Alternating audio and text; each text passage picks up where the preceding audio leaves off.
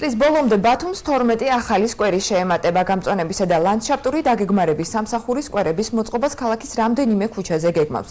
სკვერისათვის შერჩეულ ტერიტორიაზე 100,000 ლარის ღირებულების ხეები და ბუჩქები დაირღვება.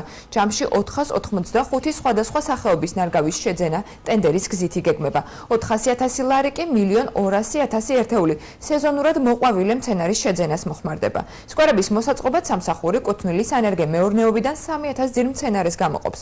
გასულ წელს სამსახურმა ქალაქში 78 სკვერი კეთილმოაწყო და 7,800 ძირი მცენარე დარგო. კიდე რა სიახლეებს გეგმავს გამწვანებისა და ლანდშაფტური დაგეგმარების სამსახური და რომელ ქუჩებზე იგეგმება სკვერების მოწყობა? თემაზე უფრო ცალად მაცნეს მთავარ გამოშვებაში. ბიუჯეტი არის 1,900,000, აქედან 100,000 ლარი არის გამოყოფილი ხემცენარებისა და ბუჩქების შესაძენად.